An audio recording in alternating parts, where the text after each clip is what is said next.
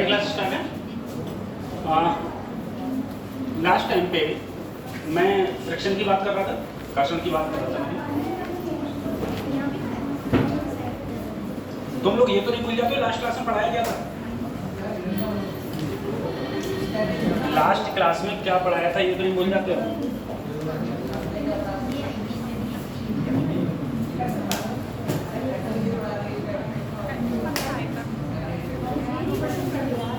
चलो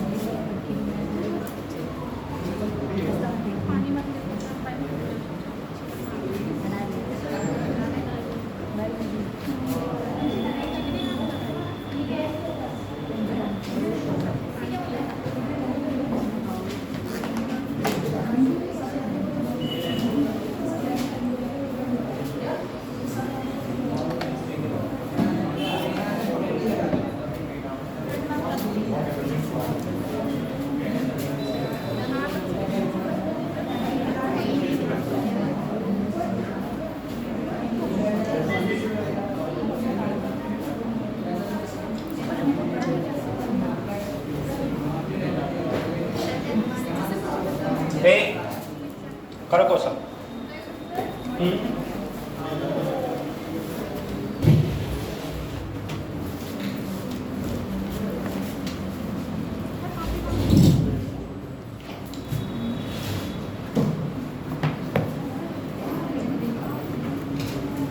सबसे पहले देखो, फिजिक्स में क्वेश्चन करने की जो स्ट्रेटजी है वो ये होनी चाहिए कि सबसे पहले तुमसे पूछा क्या है, जो तुमसे पूछा है उसका तुम्हें पता हो फार्मूला। ध्यान दो, जैसे इस क्वेश्चन में तुमसे क्या पूछी है? वेलोसिटी पूछी है। इस क्वेश्चन में तुमसे वेलोसिटी पूछी है, ठीक है? तो वेलोसिटी के बहुत सारे फार्मूलास होते हैं। अब हमें इसमें कौन सा फार्मूला है पहले ये देखो। इसने कहा है मेरे पास में एक इंक्लाइंड प्लेन, जो ये एंगल दे रखा है, मुझे कितना दे रखा है? 30 डिग्री। उसने कहा यहाँ पर एक ब्लॉक है जो है 1 किलोग्राम का, और यहाँ पर जो मुझे फ्रिक्शन दे रखा है वो दे रखा है 0. तो कह रहा है 5 सेकंड बाद, आफ्टर 5 सेकंड वेलोसिटी क्या होती है? मुझे टाइम दे रखा है। अब मैं वेलोसिटी का देखूं तो मोशन की बेसिकली 4 इक्वेशन थी। अगर n था ना 5 5th second, 4th second, 2nd second, तब तो 4th वाली लगती है, अदरवाइज हमें 4 वाली से मतलब नहीं।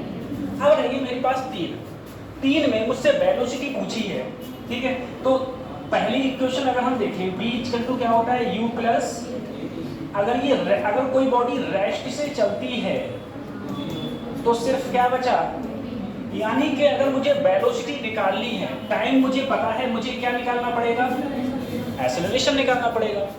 अब अगर कोई भी चीज इंक्लाइंड प्लेन पर नीचे की ओर आती है तो उसका जो एक्सेलरेशन का फार्मूला होता है, बोलो,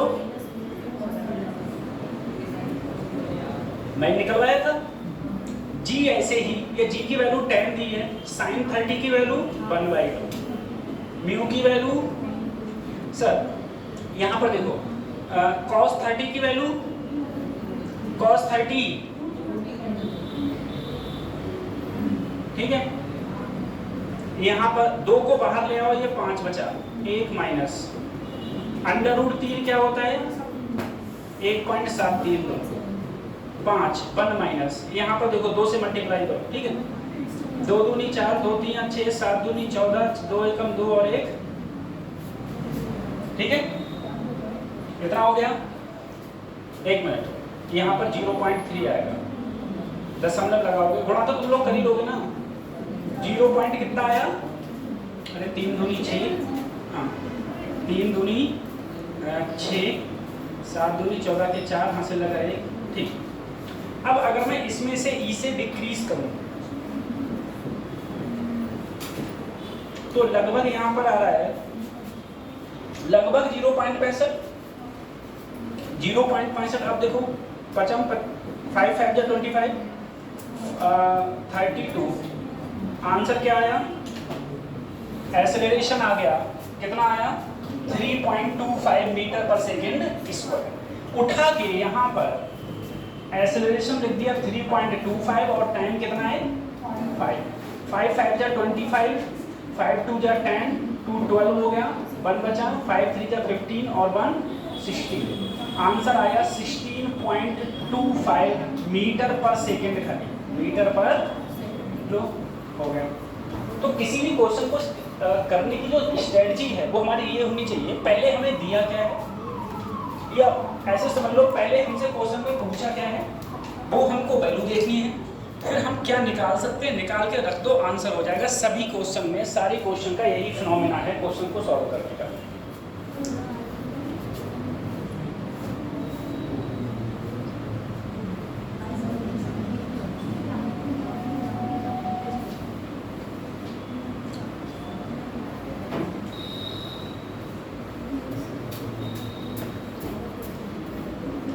खत्म करें इसको, ठीक है। इसके बाद का क्वेश्चन करना है।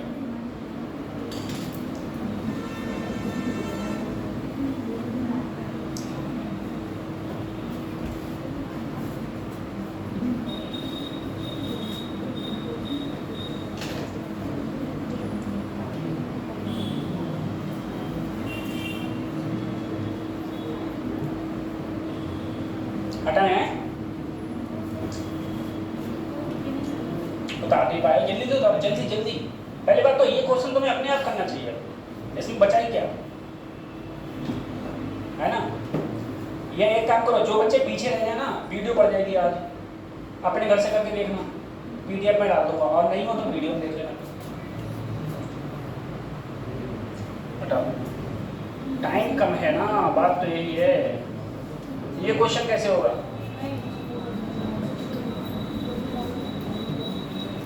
देखो इस क्वेश्चन में क्या कहा गया है, सबसे पहले ये देखो, आपसे कहा गया है एक ब्लॉक है जिसका मास दिया है 1 किलोग्राम, ठीक है। इसने कहा फोर्स लगाया जाता है, इस साइड में फोर्स लगाया जाता है F, ठीक। उसके बाद में कह रहा है कि फ्रिक्शन फोर्स का क्या होगा, फ्रिक्शन फोर्स क्या होगा, ठीक है। फ्रिक्शन फोर्स क्या होगा, तो देखो फ्रिक्शन फोर्स की बात इसने कही है। अच्छा F की कोई वैल्यू दे नहीं रखी है ना। देखो एक बात समझना, सबसे पहले तुम ये देखो कि सर अगर कोई भी ब्लॉक इधर चल रहा है तो 100% फ्रिक्शन फोर्स पीछे होगा, और जो लिमिटिंग फ्रिक्शन फोर्स होगा वो होगा म्यू एन। यही तो लिमिटिंग होता था, यही लिमिटिंग होता था। अगर मैं लिमिटिंग फ्रिक्शन फोर्स लगाऊंगा तो म्यू की वैल्यू देखो, म्यू एस की वैल्यू है 0.5 इनटू मास कितना है 1, जी की वैल्यू 10। अगर मैं इससे मल्टीप्लाई करूंगा तो क्या आ गया 5 न्यूटन आ गया, ठीक है। तो लिमिटिंग फोर्स, मैक्सिमम फोर्स जो पीछे लग सकता है वो कितना है 5 न्यूटन। लेकिन अगर ये बॉडी चल दी, अगर ये बॉडी चल दी तो कौन सा लगेगा काइनेटिक फ्रिक्शन। काइनेटिक फ्रिक्शन का देखो म्यू के कितना दिया है 0.41 इंटू 10 कितना लगेगा फिर 4 न्यूटन, 4 न्यूटन, ठीक है। यही तो पूछा है खाली, what is the value of force of friction if. तो अगर मैं इस पर फोर्स लगा रहा हूं, अगर मैंने उस पर इधर फोर्स मान लो 1 न्यूटन लगाया तो पीछे कितना लगेगा 1, मैंने 2 लगाया तो पीछे, और 5 लगाया तो पीछे, सही है। अब 5 से ज्यादा लगाया तो ये बॉडी चल पड़ी, जैसे ही बॉडी चल पड़ी तुरंत फिर कितना फोर्स लगने लगेगा पीछे 4 न्यूटन, ठीक है, 4 न्यूटन लगने लगेगा। सिंपल था, ऐसा क्वेश्चन मैं करा चुका हूँ काफी। अब अगले उतार लेना वैसे रखें, ठीक है बेटा, बहुत सरल क्वेश्चन है, बात ये है। अब ये क्वेश्चन देखो, सब क्वेश्चन में है कुछ नहीं। देखो तुमसे कहा गया है, मैंने एक ब्लॉक दे दिया, एक ब्लॉक है 5 किलोग्राम का, एक ब्लॉक है 10 किलोग्राम का। मैंने कहा इस पर मैंने कितना फोर्स लगाया ऊपर वाले पे 50 न्यूटन। और बेटा ए और बी यही तो हैं, ए और बी यहाँ पर जो मैंने फ्रिक्शन दे दिया है वो फ्रिक्शन दे दिया 0. और बेटा देखो बी ये है, बी और ग्राउंड के बीच में कितना दे दिया 0.4 न्यूटन। मुझसे क्या कहा गया है, मुझसे क्या कहा है फाइंड आउट एक्सेलरेशन। ए और बी का मुझे एक्सेलरेशन बताओ, ए और बी का क्या बताओ। अब सबसे पहले देखो, कोई भी ब्लॉक चलेगा तो तभी तो चलेगा जब मैं लिमिटिंग फ्रिक्शन फोर्स से ज्यादा फोर्स लगाऊं। जो लिमिटिंग पीछे की ओर लग रहा है, जो बच्चे मेरी पिछली क्लास में नहीं आए तो उन्हें कुछ पल्ले नहीं पड़ने वाला है, ठीक है, क्योंकि उसी टाइप के सारे क्वेश्चन हैं। तभी मैं कहता हूँ क्लास मत छोड़ा करो, अगर तुमको पता ही नहीं चलता तुम्हारी क्लास तो निकल जाती है तभी, है ना। तो मैं बता दूँ, मंडे तक मेरी क्लास है, मंडे को भी मेरी क्लास है, ठीक है, मंडे के बाद में नहीं है क्लास, तो यहाँ तो पर डे क्लासेस आओ। अब देखो सर, अगर मैं बात करूँ, देखना सबसे पहले भैया ये जो ग्राउंड है मेरे पास, इस ग्राउंड पर टोटल नीचे कितना लग रहा है, टोटल नीचे कितना लग रहा है 15 जी, इतना ही तो लग रहा है टोटल नीचे। अगर मैं यहाँ फ्रैक्शन की बात करूंगा, लिमिटिंग फ्रैक्शन की बात करूंगा, तो म्यू की वैल्यू कितनी है सर जी, बोलो, m 15 g 10। मुझे बताओ 15 चौका 60 कितना न्यूटन आ रहा है। इसका मतलब इसे इस पर पीछे की ओर अधिकतम फोर्स कितना लगेगा 60 न्यूटन, लेकिन मैं ऊपर वाले ब्लॉक पर कितना लगा रहा हूँ 50।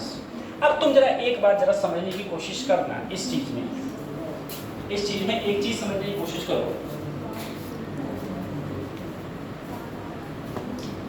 कोई छोटी चीज नहीं है, मैं वो दिख जाए दूर वालों को भी।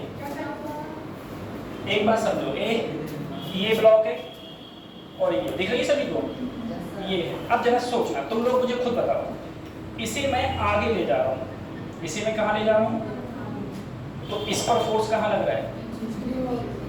अगर इस पर फोर्स पीछे लग रहा है तो इसके और इसके बीच में घर्षण है, फ्रिक्शन फोर्स है, तो वो फ्रिक्शन फोर्स किधर लग रहा है, नहीं समझ में आया। ऐसे समझो, नहीं समझ पा रहा है तो देखो इसी में समझो, बाकी चीज समझेंगे। एक ब्लॉक ये है, एक ये है, इस पर मैं फोर्स लगा रहा हूँ आगे की ओर, इसे ले जा रहा हूँ, इसे आगे की ओर ले, फोर्स आगे लग रहा है तो चलेगा भी आगे। अगर ये आगे चलेगा तो ये कहाँ चलेगा पीछे, क्यों, क्योंकि इस पर फोर्स कहाँ लग रहा है पीछे। जो पीछे फोर्स लगता है उसका नाम क्या है,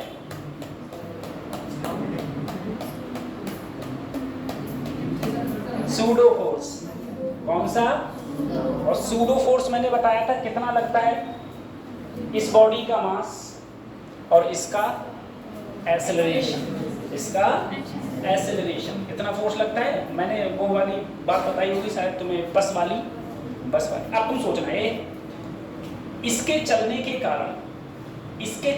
कारण ये पीछे जा रहा है, इस पर फोर्स कहाँ लग रहा है पीछे, तो इस पर घर्षण बल कहाँ होगा, फ्रिक्शन फोर्स कहाँ होगा आगे, क्योंकि मोशन के हमेशा अपोजिट डायरेक्शन में क्या होता है फ्रिक्शन फोर्स, सही है। अच्छा, अब तुम जरा एक बात इसमें समझो, इसमें एक बात समझना कि सर अगर मैं कहूँ यहाँ पर फ्रिक्शन फोर्स कितना होगा, इस वाले के लिए, मैं इस वाले की बात कर रहा हूँ, तो इस पर जो लिमिटिंग फ्रिक्शन फोर्स होगा म्यू की वैल्यू, अच्छा बेटा देखो ये वाला ब्लॉक नीचे कितना लगा रहा है 5 इंटू कितना लगा है बेटा 25 न्यूटन, कितना लगा है 25 न्यूटन। अब तुम देखना है ऊपर वाले ब्लॉक पर जो घर्षण फ्रिक्शन फोर्स लग रहा है वो पीछे की ओर अधिकतम कितना लग रहा है 25 न्यूटन, ठीक है, अधिकतम कितना लग रहा है। अब जरा सोचना, पीछे अधिकतम लग रहा है सर 25 से ज्यादा नहीं लग सकता। मुझे बताओ क्या इसमें जो फ्रिक्शन फोर्स है वो म्यू एस और म्यू के दिया है क्या म्यू एस और म्यू के दिया है क्या, नहीं दिया है, तो हम इसी को म्यू एस मानेंगे, इसी को क्या मानेंगे म्यू के। मैं क्वेश्चन में बताया था कि इसी को म्यू एस मानेंगे और इसी को क्या मानेंगे म्यू के। अब जरा समझना सर, ये जो ब्लॉक है 5 किलोग्राम, देखो 5 किलोग्राम का जो ब्लॉक है वो इस वाले ब्लॉक पर कितना फोर्स लगा रहा है 25 न्यूटन, कितना लगा रहा है 25 न्यूटन। अधिकतम पीछे कितना फोर्स लगा सकता है, तो अधिकतम पीछे कितना लगा सकता है 25, कितना लगा सकता है अधिकतम पीछे 25 लगा रहा है, ठीक है। घर्षण के कारण जो अधिकतम फोर्स लग रहा है पीछे की ओर कितना लग रहा है ये पर। अब बताओ सर, और इसे अगर चलना है तो कितना चाहिए क्या ये ब्लॉक चलेगा? नहीं चलेगा। यानी कि जो एक्सेलरेशन आया बी वाले का वो कितना आया? फिर देखो ये बोतल, ये मेरा हाथ, तुम सोचना, खुद दिमाग लगाओ, ये बोतल, ये मेरा हाथ, बोतल इधर चल रही है, बोतल कहाँ चल रही है? इधर। तो घर्षण बल कहाँ लग रहा है? पीछे। तो इस वाले ब्लॉक पर कितना फोर्स लग रहा है? तो घर्षण के कारण तो लग रहा है खाली, और कोई फोर्स थोड़ा लग रहा है। और कितना लग रहा है? जितना घर्षण है। कतई सेम कंडीशन है। ऊपर वाले पर घर्षण कहाँ लग रहा है? पीछे। तो नीचे वाले ब्लॉक पर ऊपर वाले के कारण, क्योंकि ऊपरी तो फोर्स लग रहा है, ऊपर वाले के कारण कितना फोर्स लग रहा होगा? 25। लेकिन इसे चलने के लिए कितना चाहिए? तो ये चलेगा ही नहीं चलेगा। तो नहीं चलेगा, तो इसका एक्सेलरेशन कितना हो गया बच्चों? जी। अब मुझे बताओ ए वाले का एक्सेलरेशन कितना होगा? पीछे कितना लग रहा है? 25। आगे कितना लग रहा है? 50। तो 50 माइनस 25 कितना हो गया? 25 बराबर m। तो ए कितना आ गया? 5 मीटर पर सेकेंड। दोनों का एक्सेलरेशन आ गया। ठीक है, सिंपल क्वेश्चन था, कुछ था नहीं इसमें। ठीक है, सिंपल क्वेश्चन था, ज्यादा कुछ था नहीं।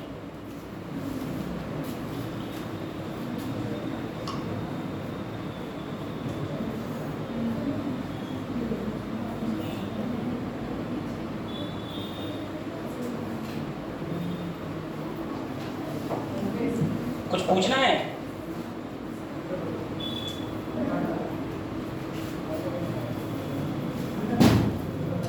फिजिक्स की मैकेनिज्म में यही तो है। अगर फिजिक्स में तुम चीज को समझोगे तभी समझ में आ पाएगा, रटने से कोई फायदा नहीं है, रटी जाएगी नहीं फिजिक्स। खत्म करूं इसको? 4 बातें लिखी है मैंने इसमें खाली, मेन चीज तो समझने का है ना? खत्म करूं?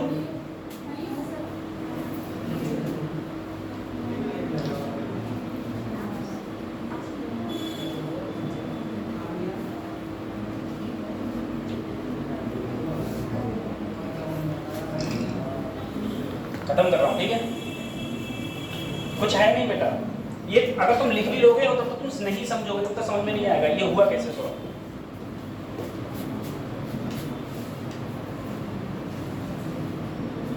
अब देखो ये क्वेश्चन और ऊपर वाले क्वेश्चन देखो क्या अंतर है। ऊपर वाले क्वेश्चन में फोर्स कहाँ लग रहा था? ऊपर वाले ब्लॉक पर। इसमें कहाँ लग रहा है? नीचे वाले ब्लॉक पर। सही है, उस पे लग रहा था ऊपर वाले पर, इसमें लग रहा है नीचे वाले पर। अब देखो ये कितनी अच्छी बात इसने कही। इसने कहा है एक 12 न्यूटन का फोर्स लग रहा है। किस पर? 12 न्यूटन फोर्स रिक्वायर्ड। अच्छा, ये कह रहा है 12 न्यूटन फोर्स रिक्वायर्ड है, required to applied on A mass 4 kg, slip on B mass 5 kg, 5 kg 4 kg।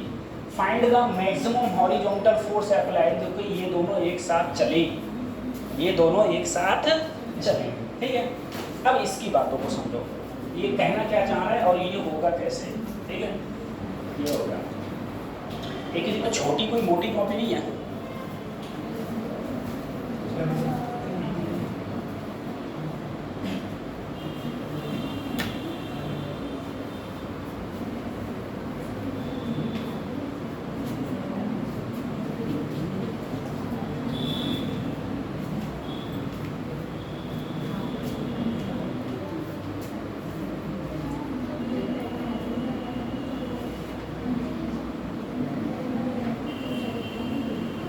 इसमें सिर्फ थ्योरी है।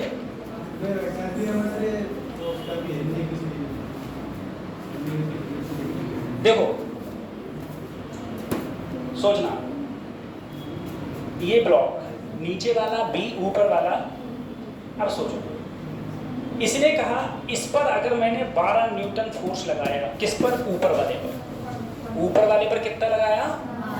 12 न्यूटन फोर्स लगाया, जो ऊपर वाले का मास मुझे दे रखा है।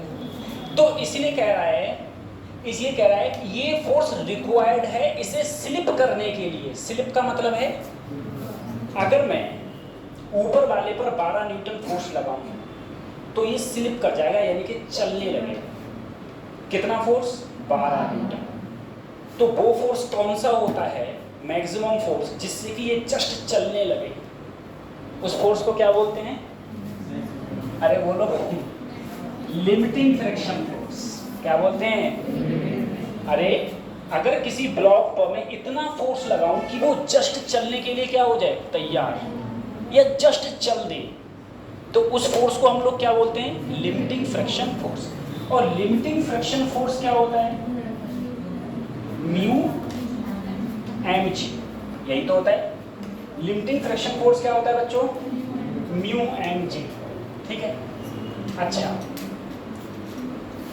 म्यू एम जी। अब देखो बेटा, फोर्स कितना है? 12। एम की वैल्यू बेटा ऊपर वाले में 4, जी की वैल्यू 4 तिया, म्यू की वैल्यू 3/10 कितनी आ गई? इसका मतलब सर इन दोनों के बीच में जो घर्षण बल होगा, जो फ्रिक्शन होगा, वो कितना होगा? 0.3। 0. पहली चीज। अब दूसरी चीज की बात करें। इसने कहा है कि मैं ये जो फोर्स है, ये फोर्स किस पर? बी पर। किस पर? बी पर। अब जरा सोचना सर, ऊपर वाला नीचे वाला बी था, उसने कहा मैं नीचे वाले पर कितना फोर्स लगाऊं कि ये दोनों साथ साथ चले, ये दोनों साथ साथ चले। मैं कितना फोर्स लगाऊं कि ये दोनों साथ साथ चले। साथ साथ चले का मतलब है ये इसके ऊपर फिसले नहीं। अगर फिसल गया तो ऐसे रपक नहीं जाएगा, ठीक है? ये इससे ऊपर फिसले नहीं। तो अगर ये फिसले नहीं तो मैं कितना फोर्स लगाऊं, कितना फोर्स लगाऊं, ठीक है? वैसे याद कर लेना, एक्सेलरेशन का फार्मूला होता है खाली म्यू जी, ठीक है? मुझे तो पता है एक्सेलरेशन का फार्मूला, कहीं भी ऐसी टर्मिनोलॉजी आए तो एक्सेलरेशन म्यू जी के बराबर होता है। अब देखो हम लोग निकाले हैं एक्सेलरेशन म्यू जी, आया तो आया कैसे? देखना बेटा, ए सोचो सर मैं फोर्स किस पर लगा रहा हूं, फिर देखो ए, ये बी और ये ए, मैं फोर्स किस पर लगा रहा हूं? बी पर फोर्स लगा रहा हूं। अगर मैं बी पर फोर्स लगा रहा हूं और ए ना फिसले, ए तो ए अधिकतम, अच्छा देखो सोचना, अगर बी चल रहा है इधर तो घर्षण बल इस पर इधर लग रहा होगा, बी अगर इधर चल रहा है तो इस पर फ्रिक्शन फोर्स इधर लग रहा होगा, इधर, जो कितना होगा? म्यू एन जी, जो किसके बराबर है? 12 के। इतना क्यों लग रहा होगा? इधर देखिए, अगर जो आगे चला वो तो जाके कारण इस पर फोर्स कहाँ लगेगा? पीछे। और इस पर फोर्स अगर पीछे लगेगा, सोचना इस पर फोर्स पीछे लगेगा तो घर्षण फोर्स बल कहाँ लगेगा? इधर की ओर लगेगा।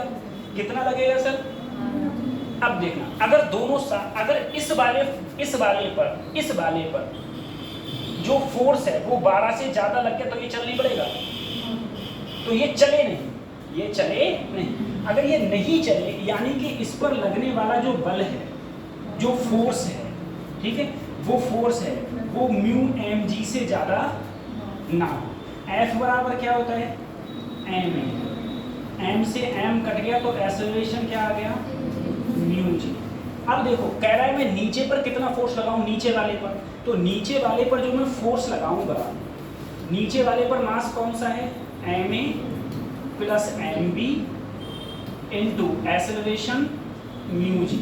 ये है 5, 4, 9। म्यू की वैल्यू 0.3, जी की वैल्यू 10। कितना आ गया? 27 न्यूटन। ये तो आ गया 27 न्यूटन। इससे ज़्यादा फोर्स नहीं लगे, इससे ज़्यादा फोर्स लग गया तो ये बॉडी चल पड़ेगी। फिर से देखना, एक बात जरा समझो, इस बात को जरा समझना तब तुम्हारे पल्ले पड़ेगा। ध्यान से देखना सभी। इसका मास 4 है, नीचे वाले का 5 है। मास से अभी मतलब को एक बात समझो सर, अगर मैं इसको नीचे वाले को इधर फोर्स लगाऊंगा, नीचे वाला अगर इधर चलेगा तो इस पर फोर्स कहाँ लगेगा? ये पीछे जाएगा। अगर ये पीछे जाएगा तो इस पर घर्षण बल कहाँ लग रहा है? इधर लग रहा है, इधर ही तो लग रहा है। कतई सेम कंडीशन समझना, सेम कंडीशन है। नीचे फोर्स लगाऊंगा तो इस पर घर्षण बल इधर लग रहा है, और फ्रिक्शन फोर्स मैक्सिमम कितना लगता है? म्यू एन जी, यही तो लगता है। अब तुम सोचो सर, लेकिन इस पर अगर 12 से ज़्यादा लग गया, क्वेश्चन में दिया 12 से ज़्यादा लग गया तो ये चल पड़ेगा। तो ये जो बल होना चाहिए ये 12 से ज़्यादा नहीं होना चाहिए, 12 से ज़्यादा नहीं। तो अगर मैं म्यू एम जी लगाऊंगा, यहाँ से मुझे म्यू की वैल्यू आ गई। अब जरा सोचना, उसने कहा मैं नीचे वाले पर इतना बल लगाऊं, इतना फोर्स लगाऊं कि ये दोनों साथ साथ मूव करें। तो साथ साथ मूव करने का मतलब है जितना एक्सेलरेशन ऊपर वाले का हो उतना ही एक्सेलरेशन, तभी तो साथ साथ मूव करेंगे। लेकिन अगर अब एक्सेलरेशन बराबर क्या होता है, एम ए। एक्सेलरेशन क्या होता है, ऐसे फोर्स बराबर क्या होता है, एम ए। सोचना, एक अगर इस पर 12 से ज़्यादा फोर्स लग गया तो ये चल नहीं पड़ेगा, चल पड़ेगा। तो 12 से ज़्यादा फोर्स इस पर ना हो, ऊपर वाले पर 12 से ज़्यादा ना हो। तो देखो एक तो एफ बराबर मैंने क्या रख दिया, इससे ज़्यादा ना हो, एम से एम काट दिया, एक्सेलरेशन क्या आ गया, म्यू जी। अब देखो नीचे वाले पर कितना फोर्स लगाऊंगा, तो ऊपर है मास 4, नीचे है 5, दोनों को जोड़ा, एफ बराबर ये एक्सेलरेशन क्या आ गया, म्यू इंटू जी। म्यू जी रख दिया, कितना आया 27 न्यूटन। और एक चीज़ याद रखना, भाई मैं तुमसे एक चीज़ याद रखना कि अगर दो ब्लॉक साथ साथ चल रहे हों, अगर दो ब्लॉक साथ साथ चल रहे हों, ठीक है, तो जो एक्सेलरेशन होता है वो इन दोनों के बीच में जो घर्षण है, फ्रिक्शन है, वो म्यू और जी के बराबर होता है, म्यू इंटू जी के। अगर कोई भी दो ब्लॉक साथ साथ चलेंगे, अगर कोई भी दो ब्लॉक साथ साथ चलेंगे तो जो फ्रिक्शन होगा वो किसके बराबर होगा, म्यू और जी के। ठीक है, उतारना अगला कराएं।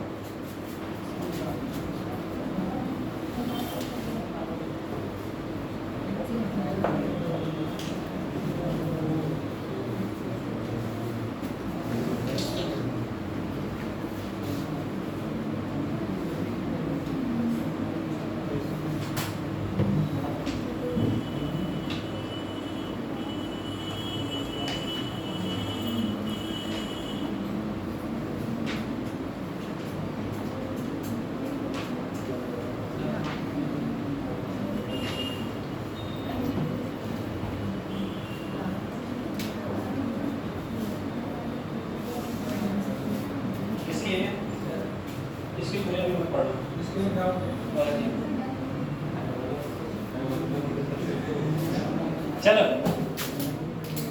आगे बढ़े। तो याद रखना, अगर कोई भी दो ब्लॉक साथ साथ चलेंगे तो जो एक्सेलरेशन होगा वो किसके बराबर होगा, म्यू जी। एक्सेलरेशन होगा वो म्यू जी के बराबर होता है। खत्म करें।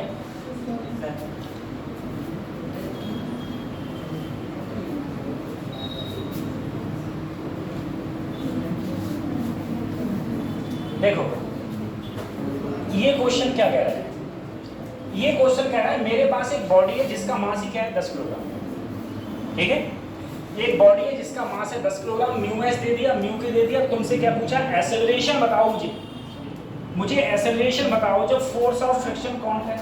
अच्छा, एक्सेलरेशन बताओ और फोर्स ऑफ फ्रिक्शन बताओ, और क्या बताना है, दो चीजें पूछी हैं, एक कांटेक्ट फोर्स पूछा है, एक पूछा है फोर्स ऑफ फ्रिक्शन। तो सबसे पहले अगर मैं इसमें फोर्स ऑफ फ्रिक्शन लगाऊं, सबसे पहले जरा सोचना सर, अगर ये बॉडी चले, जो चलने के लिए कितना फोर्स रिक्वायरमेंट हो, एफ से ज्यादा, एफ से ज्यादा। एफ करेंगे तो म्यू एस एम इंटू कितना आया, बोलो कितना आया। क्या ये बॉडी, मैं देखो पहले मैं यहाँ पर कितना फोर्स लगा रहा हूँ 40, कितना लगा रहा हूँ, लेकिन पीछे अधिकतम कितना लग रहा है। क्या ये बॉडी चलेगी, नहीं चलेगी ना। अगर ये बॉडी नहीं चलेगी तो पहले इसके लिए एक्सेलरेशन क्या होगा, जब मैंने 40 न्यूटन लगाया एक्सेलरेशन क्या होगा। अब आ रहा हूँ मैं कांटेक्ट फोर्स पर, ध्यान रखना कांटेक्ट फोर्स क्या होता है। कांटेक्ट फोर्स इसमें सिर्फ दो हैं, एक तो इधर लगा है पीछे लग रहा है फ्रिक्शन फोर्स। अब बताओ स्टैटिक फ्रिक्शन फोर्स इस पर कितना लग रहा है, कितना 40, कितना, अरे आगे कितना लगा रहे हो 40। क्या ये चल रही है, तो उतना ही कहाँ लगेगा, पीछे। तो पीछे कितना लग रहा है 40। एक नॉर्मल कहाँ होगा, ऊपर। नॉर्मल किसके बराबर होता है सर, एम जी। एम कितना है 10, जी की वैल्यू क्या 100 हो गया। अब इन दोनों दो ही फोर्स है, कांटेक्ट फोर्स दो ही है। कांटेक्ट का मतलब है जो कांटेक्ट में हो, घर्षण होगा वही कांटेक्ट से आ रहा है, और कोई बॉडी अगर रखी हुई है, मैंने ऐसे हाथ रख दिया है, तब भी मेरा क्या लग रहा है, इसके और मेरे हाथ के बीच में क्या लग रहा है, कांटेक्ट फोर्स। तो अगर ये हो गया, अगर मैं इन दोनों का रिजल्टेंट लूं तो रिजल्टेंट कहाँ आएगा, बीच में, रिजल्टेंट बीच में आएगा। तो यही होता है net force, net contact force भी लिख सकते हैं। अब नेट फोर्स कैसे निकालेंगे हम लोग, अंडर, इधर है 40 का स्क्वायर और उधर है 100 का स्क्वायर, निकाल दो, जितना आंसर आएगा किसमें आएगा, न्यूटन। आ गया कांटेक्ट फोर्स। कांटेक्ट फोर्स देख लेना, पूछ लिया जाता है।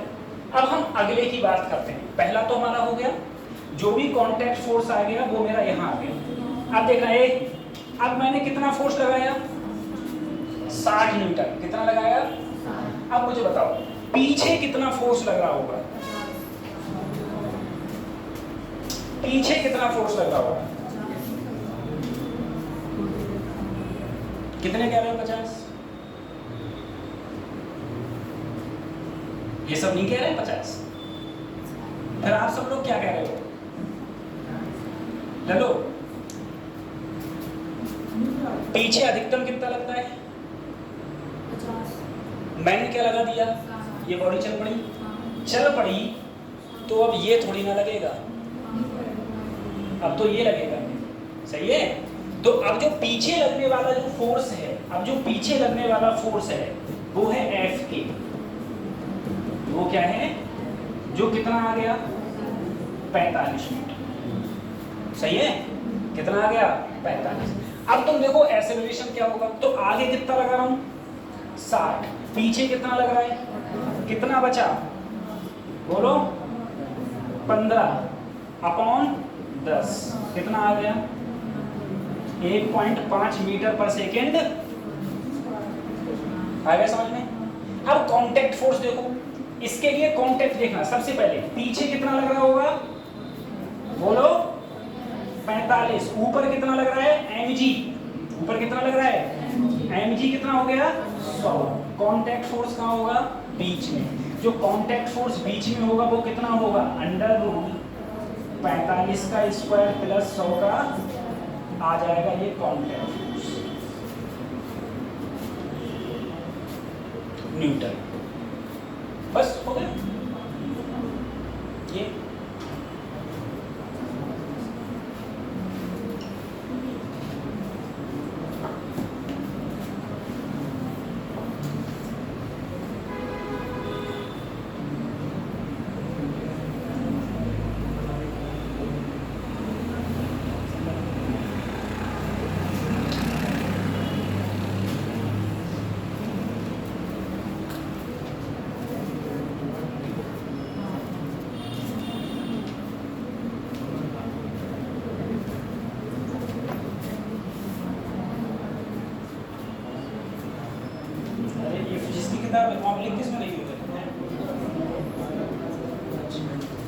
खत्म करें इसको, सही है, घर से कर लेना, नहीं तो वीडियो पड़ जाएगी, उसमें से देख लेना कैसे होगा है, समझ में नहीं आया तो, ठीक है, ठीक।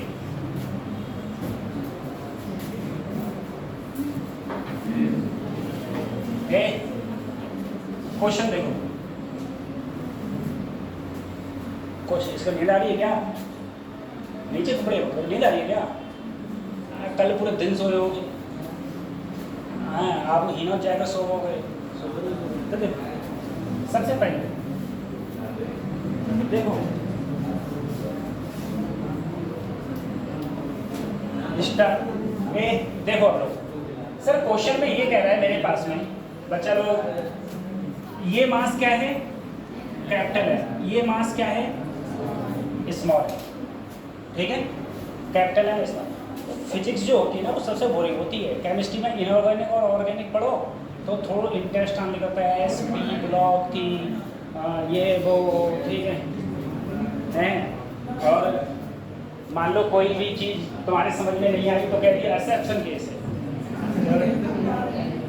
है ना, मैं तो ये भी नहीं कह सकता एक्सेप्शन केस है, ये चीज़ें बायोलॉजी में इसलिए इंटरेस्ट आता है लोगों को, तुम लोग बायोलॉजी पढ़ते पढ़ते तुम्हारी बायोलॉजी मेन है तो बायोलॉजी इसलिए, तो फिजिक्स में ये है सब क्वेश्चन है, क्वेश्चन है, सब क्वेश्चन है, क्वेश्चन अब करने पड़ेंगे, बिना करे हमसे कुछ होना नहीं है, है ना। तो ए समझो सबसे पहले, ठीक ए, अगर देखो ये मान लो बड़ा ब्लॉक, ये मान लो छोटा ब्लॉक, कह रहा है मैं कितना फोर्स इस पर लगाऊं, इस वाले पर, कि ये इसके साथ ऐसे चिपका रहे, गिरे नहीं नीचे, रेस्ट पर रहे, ऐसे है देखो, ऐसे है, ऐसे रहा थोड़ी सी देर के लिए सही, ऐसे है, ऐसे रुका रहे, ऐसे, ठीक है। इस प्रकार से कह रहा है कितना फोर्स लगाऊं कि ये ऐसे रुका रहे। तो सर सबसे पहले देखो ये फोर्स बराबर क्या होता है बेटा, एम ये कितने को, ये कितनों को धक्का दे रहा है, एक कैपिटल एम को और एक, यही तो होगा। अब मुझे सिर्फ क्या निकालना है, एक्सेलरेशन, बस क्या निकालना है, बस मुझे अगर एक्सेलरेशन आ जाए, एक्सेलरेशन मुझे आ जाए तो मैं बता दूंगा, यहाँ पर एक्सेलरेशन रख दूंगा, उतना फोर्स लगा। अब एक्सेलरेशन में देखना बच्चों, सबसे पहले मैं ये कहूँ इस पर नीचे की ओर क्या लग रहा होगा, और ऊपर क्या लग रहा होगा, इधर फ्रिक्शन फोर्स, कौन सा लग रहा होगा, एक फ्रिक्शन फोर्स, ठीक है। अब देखो इधर क्या लग रहा होगा, नॉर्मल, इधर क्या लग रहा होगा, एम। फिर से देखो एक, सबसे पहले एक बात मुझे बताओ, ये मोबाइल मेरे हाथ पे रखा है, इसका नॉर्मल कहाँ है, ये नॉर्मल है।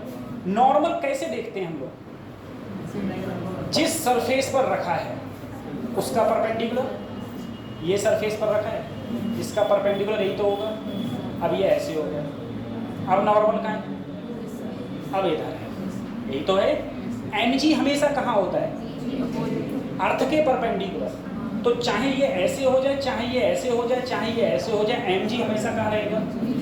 अब इसी चीज को और जो फ्रिक्शन फोर्स लगता है, फ्रिक्शन फोर्स हमेशा बॉडी जिसके कांटेक्ट में है, जैसे ये इसके कांटेक्ट में है, तो कांटेक्ट यही तो है, तो फोर्स अगर नीचे लग रहा है तो फ्रिक्शन फोर्स कतई यही हुआ। देखो सर जी नीचे लग रहा है mg, तुम बोले अर्थ के परपेंडिकुलर हमेशा लगेगा, इसे कोई नहीं रोक सकता, मैंने कहा ठीक है। तुम बोले सर फ्रिक्शन फोर्स, भैया ये इसी से तो कांटेक्ट में है, अगर इससे कांटेक्ट में है तो नीचे लग रहा है mg, तो फ्रिक्शन फोर्स कहाँ लग रहा है, ऊपर, सही है।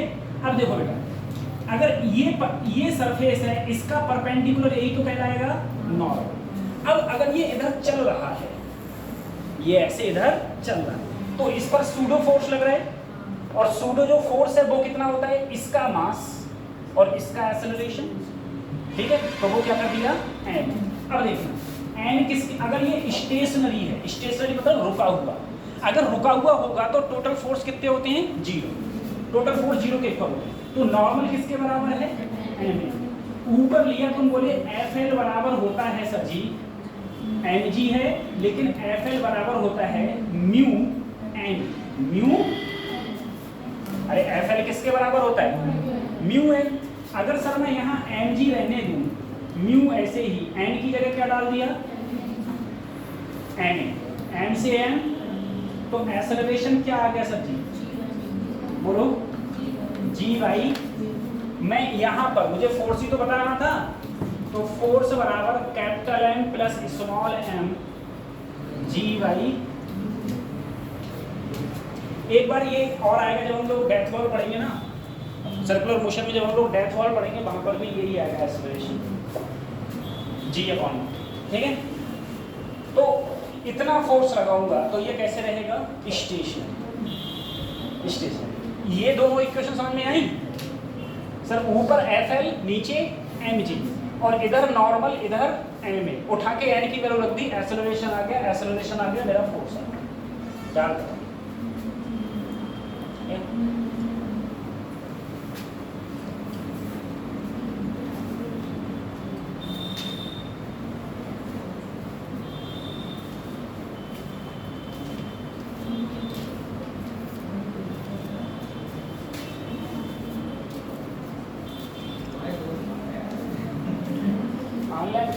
सकल नहीं लिख देगी, सकल लिखना है बाबा,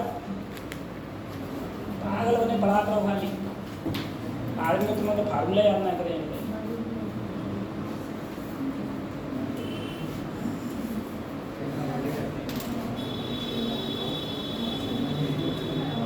बता लिया?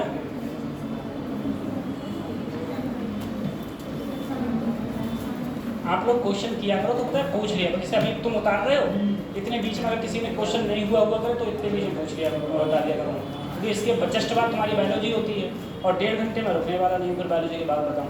हाँ, जब पहले लास्ट में मेरी फिजिक्स हुआ करती थी तो मैं रुक जाता था, लास्ट में होती थी जिससे ना वो पूछ ले क्वेश्चन। अब फिजिक्स पहले हो रही है, खत्म करो इसको।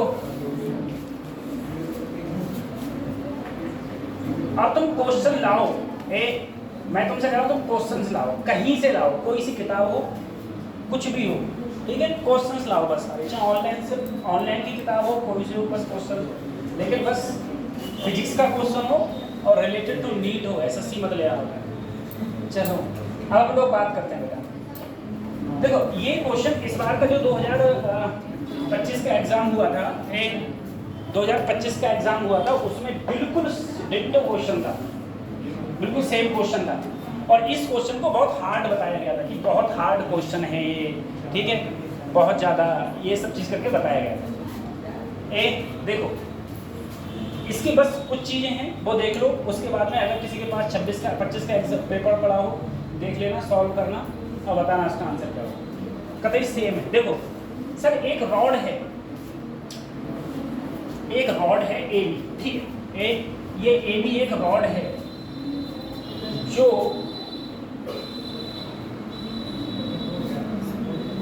And be against a smooth vertical rod है, यूनिफॉर्म एंड वेट डब्ल्यू। अच्छा सुनो, देखो सर जी रॉड का मतलब एक सीढ़ी समझ लो, ये एक डंडा समझ लो, एक डंडा मैंने इस प्रकार से रख दिया कि जैसे सीढ़ी रखते हैं, ऐसे इस प्रकार से ये रख ऐसे रख दी, और ये है इक्विलिब्रियम में। इक्विलिब्रियम का मतलब ये गिर नहीं रही है, ठीक है, रुकी हुई है, सब चीज़ रुकी हुई है। उसके बाद में तुमसे पूछा तुम्हें फ्रिक्शन फोर्स बताना है ए का। सबसे पहले एक बात ध्यान रखो, सबसे पहले एक बात सोचो कि सर अगर ये है, ये इसका मास कुछ ना कुछ होगा, अरे ये जो रॉड है इसका मास होगा, और किसी भी बॉडी का जो टोटल मास होता है वो उसके सेंटर ऑफ मास से एक्ट करता है, और सेंटर ऑफ मास इस किसी भी बॉडी का अगर कोई भी लीनियर बॉडी है और डेंसिटी सेम है तो उसका जो सेंटर ऑफ मास होता है वो जस्ट बीच में होता है। अगर कोई बॉडी है वो बिल्कुल यूनिफॉर्म है, मतलब सेम है, और डेंसिटी भी क्या है, सेम, डेंसिटी भी सेम है, तो मैं कहूँ जो उसका सेंटर ऑफ मास होगा वो जस्ट कहाँ होगा, बीच में, जस्ट बीच में होगा। तो बीच में इसका मास मैंने m माना, तो नीचे की ओर क्या लग रहा होगा, mg, जिसे हम वजन यानी कि W बोलते हैं, ठीक है। अब देखना नॉर्मल, बेटा देखो ये यहाँ पर रखा हुआ है, तो जो नॉर्मल फोर्स होगा वो कहाँ होगा, ऊपर की ओर, जिसकी वैल्यू क्या होगी, n। सर ये इस सरफेस पर रखी हुई है तो इधर क्या होगा, n। अब सोचना अगर ये इधर है तो ये सीढ़ी, अगर कभी भी सीढ़ी गिरती है तो कैसे गिरती है, ऐसे ही तो आके गिरती है। अरे ऐसे सीढ़ी रखी हुई है, कभी गिरेगी तो ऐसी तो गिरेगी, ऐसी तो गिरती है, तो फोर्स कहाँ लग रहा है, इधर, तो फ्रिक्शन फोर्स कहाँ लग रहा होगा, पीछे की ओर। फ्रिक्शन फोर्स कहाँ लग रहा है, पीछे की ओर, फ्रिक्शन फोर्स पीछे की ओर लग रहा होगा, ठीक है। अच्छा फ्रिक्शन फोर्स इस पर लग रहा है पीछे। अब तुम देखना जरा, सबसे पहले अगर कोई भी बॉडी इक्विलिब्रियम में है, कोई बॉडी इक्विलिब्रियम में है, तो उसका जो नेट फोर्स होगा वो उस पर कितना होता है, 0। नेट फोर्स 0 का मतलब है जितना ऊपर लग रहा है उतना ही, और जितना इधर लग रहा है उतना ही, तभी तो नेट फोर्स 0 है। मैं यहाँ पर क्यों खड़ा हुआ हूँ, क्योंकि जितना नीचे लग रहा है उतना ऊपर, और जितना इधर लग रहा है उतना ही इधर। अब सोचो मुझे कोई इधर खींचेगा तो मैं इधर नहीं चला जाऊँगा, तो मैं इक्विलिब्रियम में नहीं बचा। अब इसमें समझना, इधर कितना लग रहा है, अब इधर कितना लग रहा है, एफ लग रहा है। अच्छा अब तुम सोचना सर ऊपर क्या लग रहा है, एन, और नीचे क्या लग रहा है, डब्ल्यू या फिर, सही है। दूसरी चीज, अगर इन दोनों के बीच की पूरी लेंथ मैंने 2l ले ली, मान लो एक बीच की पूरी लेंथ का ले ली, तो ये आधी कितनी होगी l, और इधर की भी आधी कितनी होगी, उधर आधी है इधर। अगर कोई भी चीज इक्विलिब्रियम में पोजीशन में होती है तो उस पर जो नेट टॉर्क लगता है, नेट टॉर्क बल आघूर्ण, वो किसके बराबर होता है, 0। कुल बल आघूर्ण भी किसके बराबर होता है, 0। और बेटा पता है टॉर्क का फार्मूला होता है फोर्स इनटू परपेंडिकुलर डिस्टेंस, ठीक है। अब तुम देखना फोर्स इनटू परपेंडिकुलर डिस्टेंस हम लोग कैसे निकालते हैं, इधर देखो, जैसे मान लो इधर A हो और इधर क्या हो B। अगर मैं इसका क्रॉस प्रोडक्ट करूं, तो अगर मैं क्रॉस प्रोडक्ट करूं A क्रॉस B का, तो डायरेक्शन किधर होगी, तो राइट हैंड लिया, राइट हैंड लेके पहले A है तो A की तरफ रखा और किधर मोड़ दी उंगली, B की तरफ। डायरेक्शन कहाँ दिखा रहा है, अंदर। अगर मैं यहीं पर इसमें पूछता B क्रॉस A की डायरेक्शन क्या होगी, तो राइट हैंड लिया, किसकी तरफ रखा, B की तरफ, किधर मोड़ दिया, डायरेक्शन कहाँ दिखा रहा है, अपवर्ड, सही है। अब इसमें देखना सर फोर्स कहाँ है, ऊपर, Na ऊपर है, परपेंडिकुलर डिस्टेंस क्या है बेटा, देखो फोर्स की परपेंडिकुलर डिस्टेंस यही तो है, तो ऐसे रखा, इधर मोड़ दी, डायरेक्शन कहाँ है, बाहर, कहाँ है। अब हम लोग इसकी देख, फोर्स कहाँ लग रहा है, इधर, और इस रॉड की परपेंडिकुलर डिस्टेंस यही तो है, परपेंडिकुलर मतलब लंबवत, तो फोर्स ऐसे रखा, मोड़ दिया, कहाँ दिखा रहा है, अंदर, अंदर दिखा रहा है। अब हम लोग इसकी बात करें, इसकी बात करें, देखो ये इसकी बात करें, अगर मैंने इसमें तुमसे कहा फोर्स कहाँ लग रहा है mg, नीचे, और इसकी जो परपेंडिकुलर डिस्टेंस होगी वो यही होगी, ठीक है, और इधर मोड़ दूं तो ये भी कहाँ दिखा रहा है, तो अंदर कौन कौन से हैं, एक NB के कारण और बाहर कौन से हैं, Na के कारण, ठीक है। तो इसका मतलब ये है कि Na और Na की परपेंडिकुलर डिस्टेंस ये है, यही तो है, तो ये दूरी क्या होगी, ये क्या है 2l, 2l को इधर लाऊंगा तो क्या हो जाएगा 2l cos theta, force into perpendicular distance, ठीक है, बराबर ए। देखो अब इसको लो, इसको लेते हैं, फोर्स इधर है, इसकी ये परपेंडिकुलर डिस्टेंस क्या होगी, ये 30 है तो ये एंगल कितना होगा 60, तो NB और लेंथ कितनी है 2l इंटू cos 60 प्लस, देखो अब क्या है W की सोचना बेटा, एक ये 60 एंगल था, ये कितना था 60, तो ये दूरी कितनी होगी, ये दूरी देखो, ये एंगल है 60, ये लेंथ है L, तो ये क्या होगी, तो थीटा के सामने वाला परपेंडिकुलर, और ये क्या है हाइपोथेनस। तो अगर मैं sin 60 लिखूं तो परपेंडिकुलर और हाइपोथेनस कितनी है, तो P बराबर क्या हो जाएगा L sin 60, तो W बराबर मैंने लिख दिया L sin, बस। अब इनको सॉल्व करने के बाद, इसको और इसको सॉल्व करने के बाद में, ठीक है, W की जगह पर हम क्या डाल सकते हैं Na, W की जगह पर हम Na, तो मुझे Na और NB में क्या आ जाएगा रिलेशन। अगर मुझे Na NB में क्या आ गया रिलेशन, तो अगर मुझे Na पता चलेगा तो मैं क्या निकाल सकता हूँ mg, और NB पता न गया तो क्या निकाल सकता हूँ Fl या फिर फ्रिक्शन फोर्स, ठीक है। इतना था, एक बार ही होता है, मैं दोबारा बता दूँ, सो गया याद रह जाता है। ये 2025 में आया हुआ क्वेश्चन है पूरा,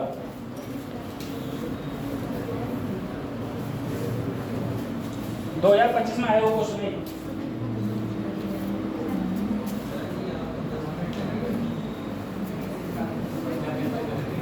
आएगा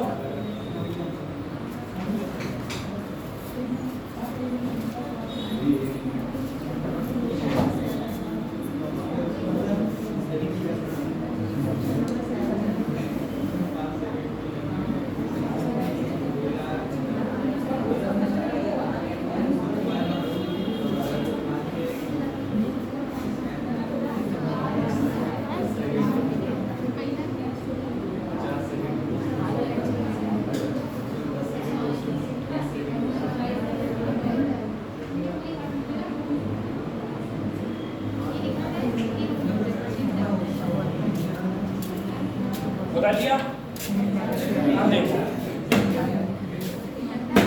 हाँ तुम्हारे ऐसा समझ में आ गया, बता लिया ना, नहीं उतारा।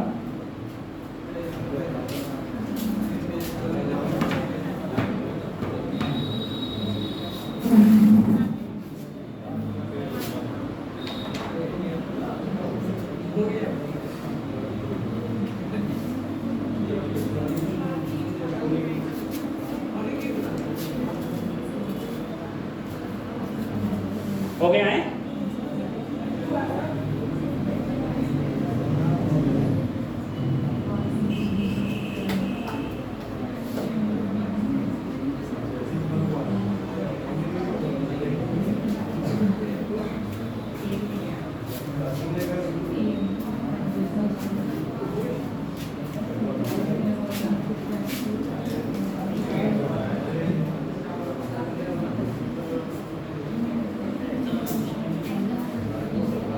पढ़ें इधर देखो, ये क्वेश्चन आया था 25 में, फिर बता रहा हूँ एक बार देखो। सर ये जो मेरे पास में डंडा है इसकी लंबाई मैंने मान ली 2L, आप चाहो तो L भी मान सकते हो, ठीक है, मैंने 2L मान ली। अब सबसे पहले कॉन्सेप्ट को समझना, अगर कभी भी तुम्हारे पेरेंट्स अगर कोई भी चीज़ ऊपर सफाई करते हैं, कोई चीज़ सफाई करते हैं, ऐसे सफाई करते हैं, तुम कहाँ खड़े होते हो? क्या ऐसे ऐसे पर खड़े होते हो? तुम क्या करते हो? खाली ऐसे करके यहाँ पर खाली ऐसे पाँव लगा देते हो बस, क्योंकि सीढ़ी जब गिरेगी, अगर ये सीढ़ी कभी भी गिरेगी तो हमेशा इस प्रकार से गिरेगी, ऐसी तो गिरती है ये। हाँ तुम लोग तो ऐसे गिराओगे, ठीक है, तो ऐसे गिरती। आप सोचना बेटा ये इक्विलिब्रियम पोजीशन, इक्विलिब्रियम का मतलब अब ये क्या है? रुका हुआ है, रुका हुआ है, तो इस पर नेट फोर्स कितना लग रहा है? 0। अगर नेट फोर्स 0 लग रहा है इसका मतलब ये है सर, इसका जो वजन होगा वो इसके सेंटर में होगा, सेंटर का है बीच में, तो सेंटर में नीचे की ओर क्या हो गया? एडजेंट। ये बात समझ आ गई? अब देखना सर, जहाँ पर ये तुम्हें दिख रहा है, ये है, ठीक है। अब ये यहाँ पर अगर तुम देखोगे तो वहाँ पर कॉन्टेक्ट में है बिल्कुल। अगर वहाँ जो भी चीज़ अगर कॉन्टेक्ट में होती है तो कॉन्टेक्ट के परपेंडिकुलर नॉर्मल होता है। तो अगर मैं इस दीवार का परपेंडिकुलर लूँगा तो वो इधर की ओर होगा, तो इधर की ओर नॉर्मल मैंने क्या लिया? एन बी लिया। इसी प्रकार से यहाँ समझो, यहाँ पर जो ये ऐसे रखा हुआ है, इसी प्रकार से तो रखा हुआ है, ये जो डंडा है वो यही कांटेक्ट में तो है, तो इसका परपेंडिकुलर कहाँ होगा? ऊपर की ओर, तो इसका परपेंडिकुलर ऊपर की ओर क्या ले लिया मैंने? एन। ये समझ में आ गया? अब देखो, अगर इस पर फोर्स जो है वो इधर लगा है तो फ्रिक्शन फोर्स कहाँ होगा? अपोजिट, इसीलिए मैंने अपोजिट डायरेक्शन में क्या ले लिया? फ्रिक्शन फोर्स, ठीक है। अब तुम समझना, अब मैं कह रहा हूँ बेटा अगर कोई भी चीज़ इक्विलिब्रियम में है तो इसका मतलब है उस पर नेट फोर्स क्या लग रहा है? 0। नेट फोर्स भी 0 होता है और उस पर टॉर्क भी 0 होता है। नेट फोर्स भी 0 होता है और टॉर्क क्या काम करता है? बलाघूर्ण क्या काम करता है? किसी चीज़ को घुमाने का काम करता है। कोई भी चीज़ घूमती है तो वो बलाघूर्ण के यानी कि टॉर्क के कारण ही घूमती है, अदरवाइज घूमने का कोई सवाल पैदा नहीं होता। अब तुम देखना सर, टॉर्क का जो सिंपल फार्मूला है वो होता है force into perpendicular distance, force into perpendicular. अब सबसे पहले तुम ये देखो कितने टॉर्क सेम डायरेक्शन में लग रहे हैं, कितने अपोजिट डायरेक्शन में लग रहे हैं, ठीक है। अब समझना इसको, देखना एन भी इधर है सर, एन बी जो ऊपर से है वो इधर ही तो है, देखो ऊपर जो है नॉर्मल वो इधर ही तो है। ये फोर्स हो गया, तो इस फोर्स की परपेंडिकुलर यही तो होगी, ठीक है। तो वहां से लेके यहाँ तक की ये जो दूरी है, ये जो डिस्टेंस है, अगर ये 30 है और ये सीधे आया ये 90, तो वो कितना बचा? 60 बचा। अगर मैं किसी भी चीज को, ध्यान रखना, अगर मैं किसी भी चीज को इधर लाऊं, इधर f है तो इधर आके क्या हो जाएगा f cos थीटा। अब सोचना, अगर ये डिस्टेंस 2l है, ये डिस्टेंस क्या है 2l, अगर मैं इसको इधर लाऊं तो ये डिस्टेंस हो जाएगी 2l cos थीटा। ठीक है, तो वही मैंने कहा कि सर ये है NB और ये परपेंडिकुलर डिस्टेंस क्या हो गई 2l cos थीटा। ऐसे ही देखो बीच से क्या लग रहा है mg, तो ये नीचे mg और mg की ये परपेंडिकुलर डिस्टेंस यही तो कहलाएगी, तो ये परपेंडिकुलर डिस्टेंस हो जाए तो ऊपर है l, ऊपर क्या है l, तो ये वाली जो मैंने निकाली वो मैंने कितनी निकाली l sin थीटा। ठीक है, और ऐसे ही यहाँ पर ये डिस्टेंस कितनी थी na, तो ये परपेंडिकुलर डिस्टेंस क्या कहलाई, ये कहलाई 2l cos 30।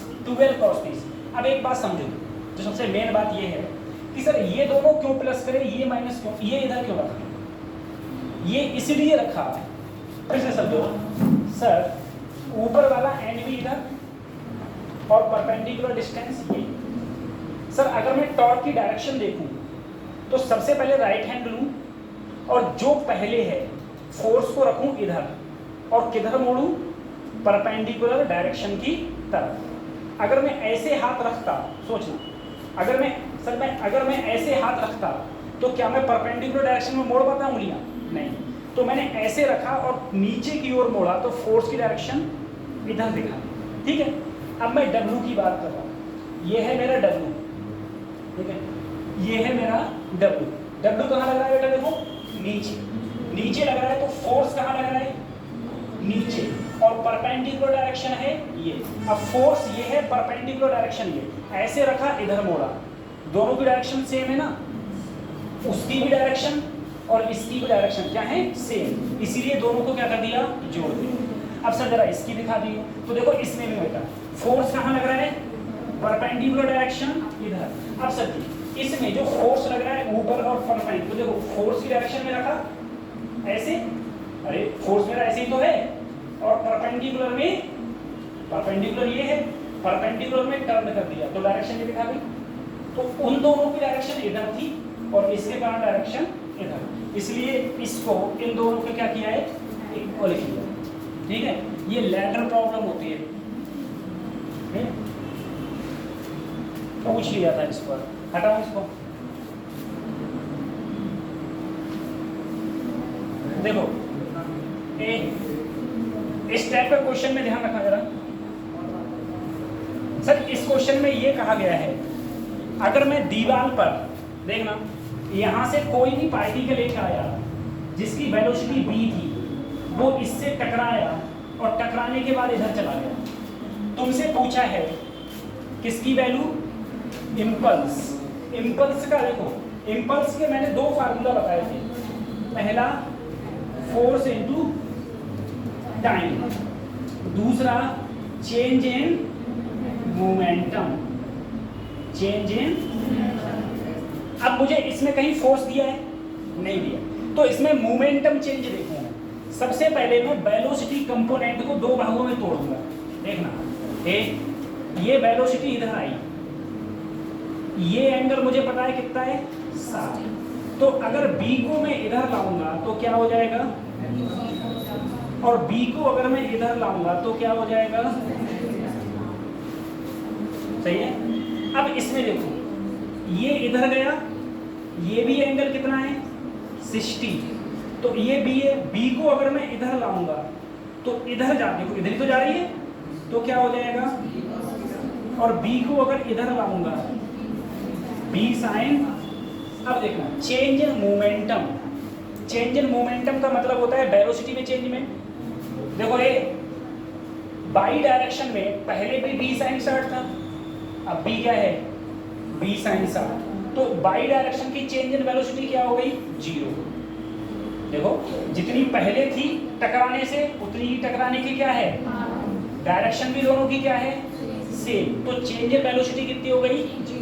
अब मैं बात करता हूं सर इसकी, अगर मैं इसमें चेंज इन वेलोसिटी की बात करूं तो फार्मूला होता है b final minus b, sir final इधर है जो कितना है b cos 60, फिर माइनस इनिशियल इधर है अगर मैं इधर वाली को पॉजिटिव लूंगा तो इधर वाली को नेगेटिव, तो माइनस का बी कॉस साठ, माइनस माइनस तो हो गया 2b cos 60, 2b cos 60। Sir 2b cos 60 की वैल्यू, कॉस 60 की वैल्यू 1/2, 1/, कितनी value I change in velocity b, कितनी आई b। अब सर इम्पल्स का फार्मूला होता है चेंज इन मोमेंटम, यानी कि m into delta b। m ऐसे ही इसकी वैल्यू क्या आई थी b, आंसर क्या होगा f, सिंपल सा, ठीक है। चेंज इन इम्पल्स पूछा था, change in momentum, change in momentum को हम लोगों ने इस प्रकार से क्वेश्चन को ले लिया, क्वेश्चन हमारा सॉल्व हो।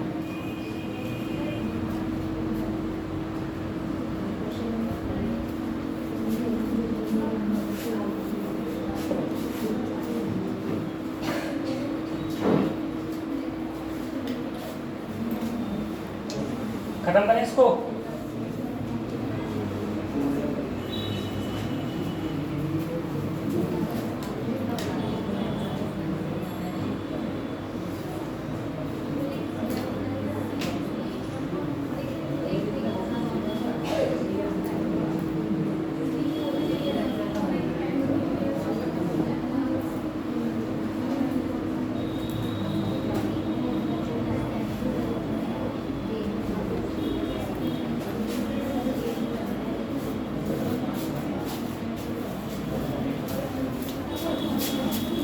चलो आगे बढ़ते हैं, खत्म कर रहे हैं इसको, ठीक है।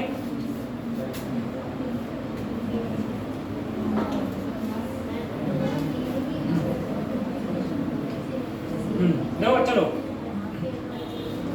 एक थ्योरम और पढ़ो,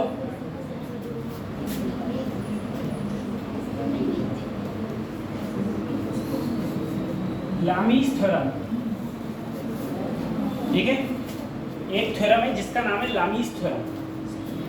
अब देखो लामीज थ्योरम क्या कहती है, पहले उसके बारे में हम लोग बात करें। सर लामीज देख लो, लामीज थ्योरम कहती है कि अगर कोई भी चीज इक्विलिब्रियम पोजीशन में हो, जैसे मान लो यहाँ पर दो स्ट्रिंग है और यहाँ पर एक मास लगा हुआ है, दो स्ट्रिंग है, एक मास है और ये कैसा है इक्विलिब्रियम पोजीशन। इक्विलिब्रियम मतलब मूव नहीं कर रहा है, रुका हुआ है, ठीक है। अब तुमसे पूछ लेगा, सबसे पहले तुमने मान लिया कि सर यहाँ पर एंगल मान लिया θ1 और यहाँ मान लिया, अब तुमसे पूछेगा बताओ इसमें टेंशन कितना होगा और इसमें टेंशन कितना होगा, टेंशन कितना होगा, ठीक है, टेंशन कितना होगा। अब देखो ये बच्चा लोग देखो, देख लो खाली इसकी मैं डायरेक्ट थ्योरम बता रहा हूँ। सर नीचे कितना लग रहा होगा mg, नीचे कितना लग रहा होगा। अब देखना जहां पर ये ज्वाइंट है वहां पर एक वर्टिकल लाइन डाल दी वर्टिकल लाइन।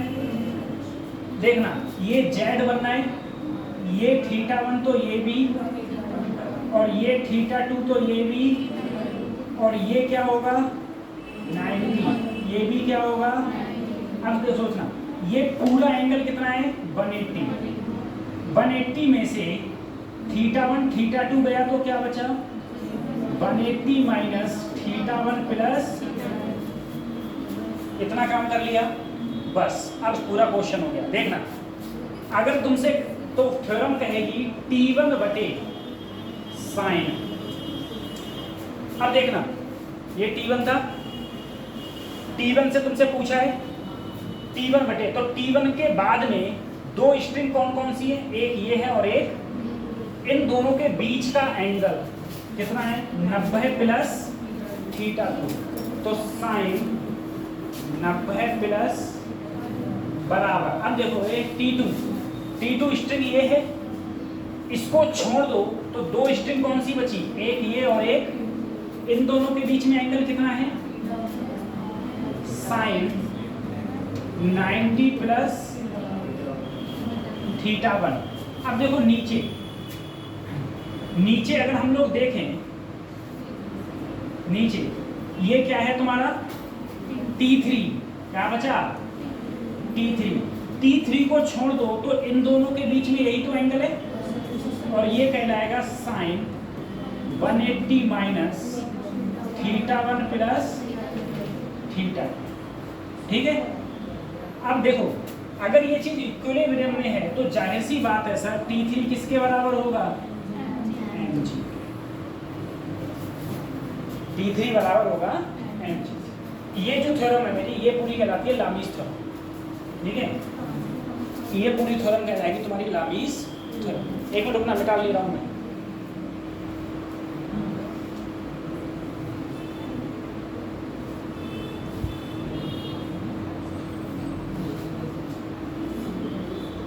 दिख रहा है नहीं दिख रहा है ना? चलो छोड़ो।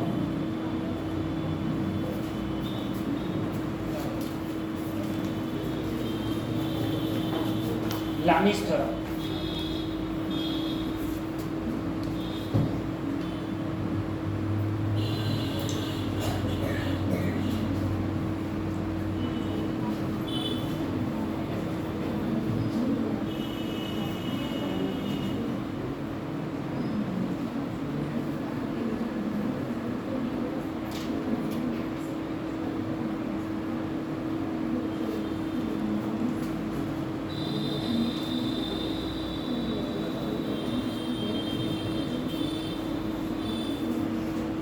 बच्चों मेहनत कर लेना, सिलेक्शन इसी बार लेना।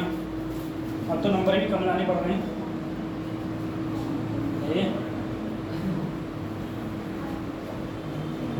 मेहनत कर लो, सिलेक्शन इसी बार ले लो चुपचाप।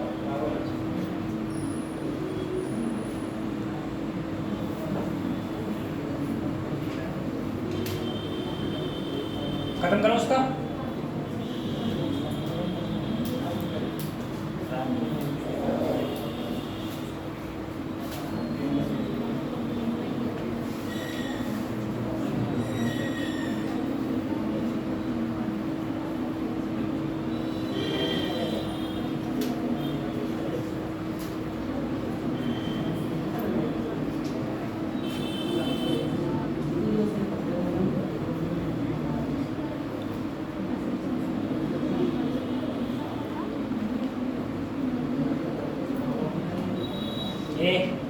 तुमको जो इतने से क्वेश्चन करने में नहीं रहेगी तो अपने आप का करते हो, तुम पता ना करते हो, बिल्कुल नहीं करते हो कुछ।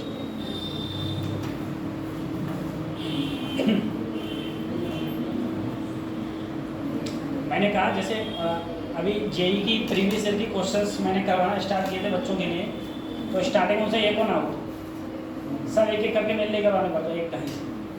अब धीरे धीरे धीरे धीरे उनकी हैबिट में आया तो अब पे दो चार करने लगे। अब ऐसा हो रहा है कि वो आधे कर ले रहे हैं, आधे उनसे नहीं हो रहे हैं, आधे हो जा रहे हैं, आधे उनसे नहीं हो रहे हैं। अब ये हैबिट में आ रहा है। तो जब तक मान लो जैसे कोहरा हो, कोहरा आया हुआ है और तुमको अपने कहीं जाना है, तुम कहोगे हम तो नहीं जाएंगे, दिख ही नहीं आए, तो नहीं जा पाओगे। और वैसे क्या होगा, तुम 10 मीटर आगे बढ़ो, मान लो 20 मीटर का नहीं दिख रहा है तो तुम थोड़े दूर बढ़ोगे तो थोड़ा दिखने लगेगा, थोड़ी दूर बढ़ोगे थोड़ा दिखने लगेगा। ऐसे कर करके अपनी मंजिल तक पहुंच जाओगे। फिजिक्स का भी सेम ऐसे ही है। जब तक तुम अपने दिमाग में जड़ डाल कर रखोगे कि हमें आता ना है तो मैं आता, कभी नहीं होने वाली, कुछ नहीं होने वाला। सही है। अगर तुम इसमें थोड़ा इंटरेस्ट दिखाओगे, थोड़ा आगे बढ़ोगे तो थोड़ा वो भी अगले बढ़ेगी, और नहीं बढ़ोगे तो पड़े रहोगे, कोई मतलब नहीं। अब देखो इसको खत्म कर रहा हूँ। एक ये क्वेश्चन करो, ये लामीस का है, अभी जो कराया है उसी का है।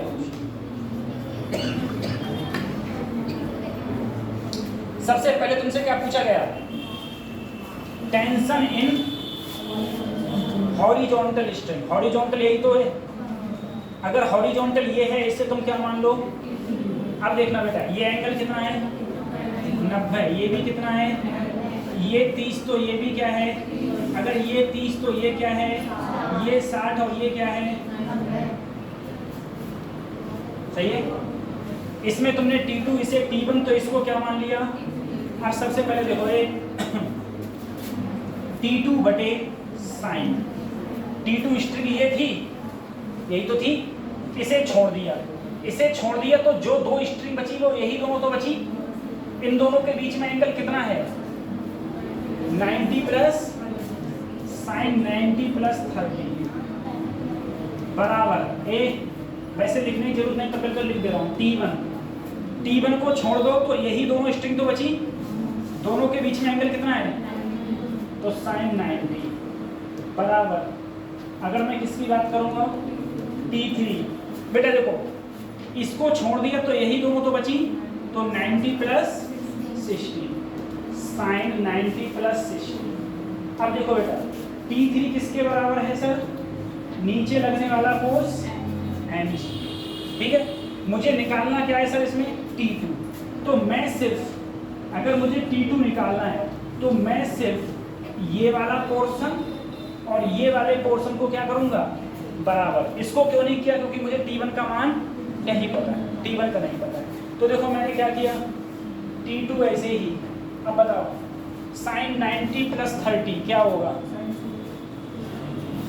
क्या होगा, अरे साइन 120 नहीं, मुझे पहले बताओ साइन 90 प्लस थीटा क्या होता है, साइन 90 प्लस थीटा क्या होता है। मैंने कहा था मैं बताऊंगा नहीं जब मैं पढ़ाया था इसको, क्या होता है कर दो।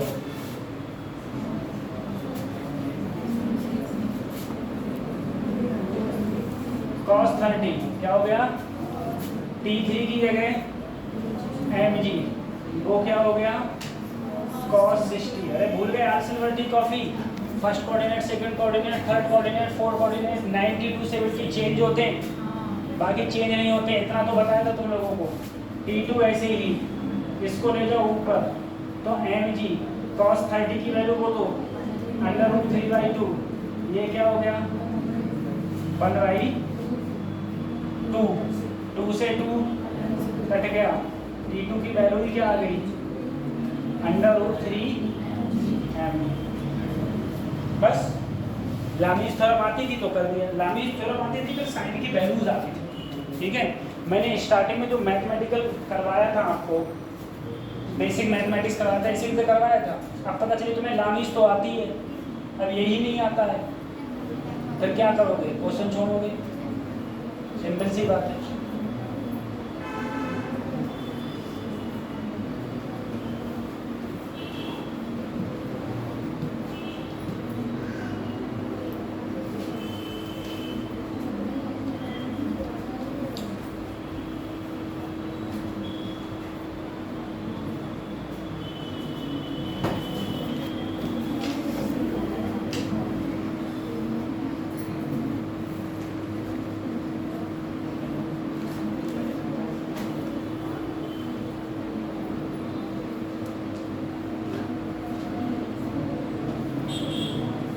खत्म करें, खत्म करो इसको।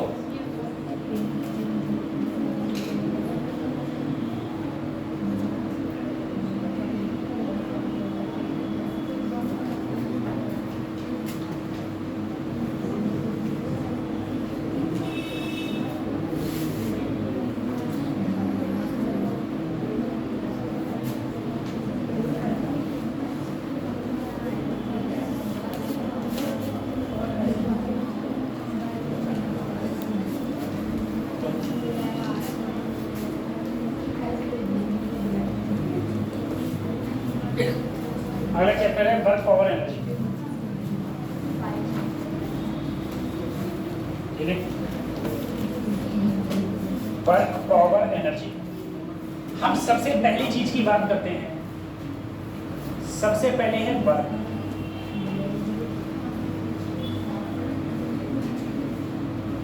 वर्क को हम लोग क्या बोलते हैं, कार्य, ठीक है। अब देखो अगर दुनिया में कोई भी चीज अपनी जगह से थोड़ी सी भी एक जगह से दूसरी जगह डिस्प्लेस्ड हो गई तो 100% उस पर कुछ ना कुछ क्या हुआ, वर्क हुआ, जाहिर सी बात, ठीक है। जैसे मान लो अगर पत्ता भी हिल रहा है तो उस पर भी वर्क डन हो रहा है, और कभी भी वर्क डन होगा तो उस पर फोर्स तो लगेगा ही लगेगा। जैसे मान लो अगर कोई भी पत्ता हिल रहा है, लीफ जो है वो मूव कर रही है या रोटेशन कर रही है किसी प्रकार से, तो उस पर जो फोर्स लग रहा है वो किसका लग रहा है? एयर का लग रहा है, ठीक है। तो फोर्स तो लग ही लग रहा है।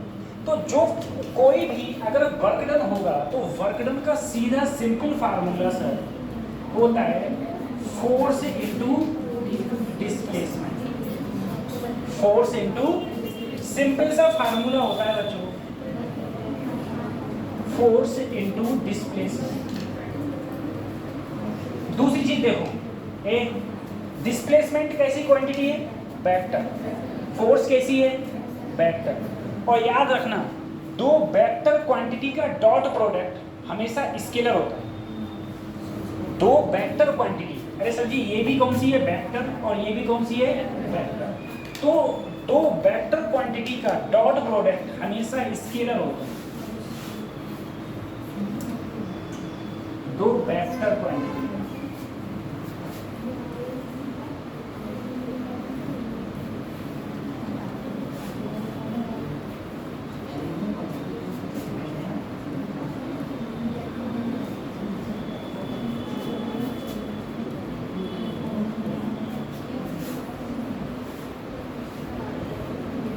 स्केलर का मतलब क्या होता है बेटा?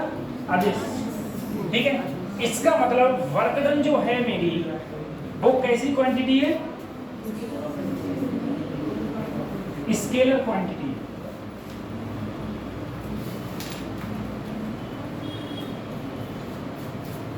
वर्क डन मेरी स्केलर क्वांटिटी।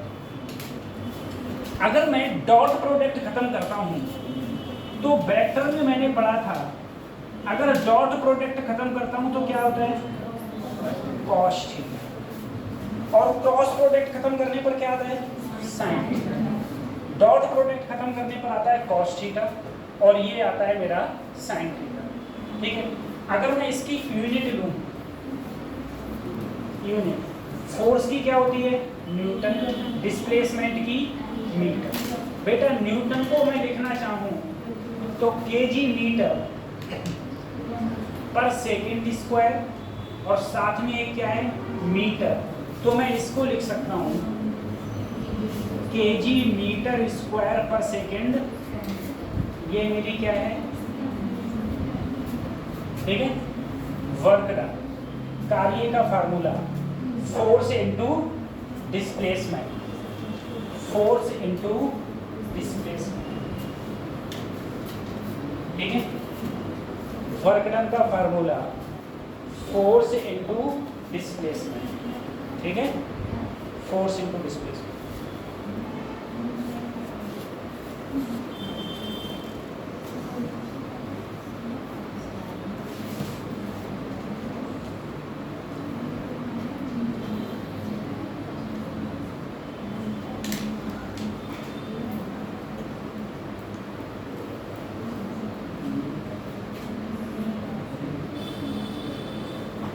खत्म करें?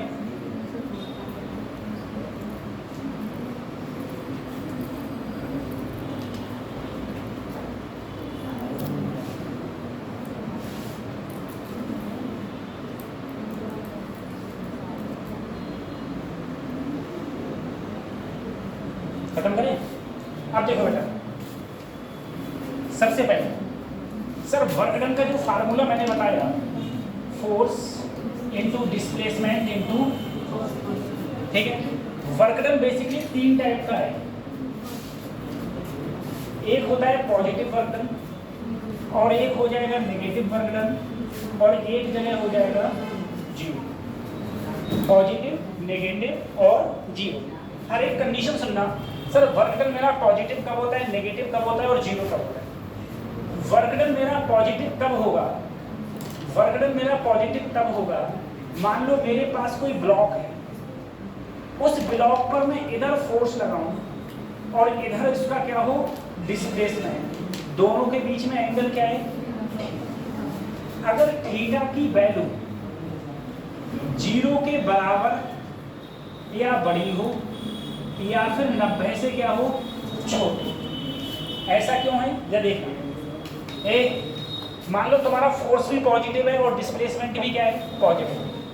अब सोचना, अगर एंगल 90 0 डिग्री है तो cos 0 क्या होता है 1, cos 30 cos 89 तक वैल्यू किस में रहेगी पॉजिटिव, cos 89 तक वैल्यू किस में रहेगी पॉजिटिव, और cos 90 होते ही क्या हो जाएगी।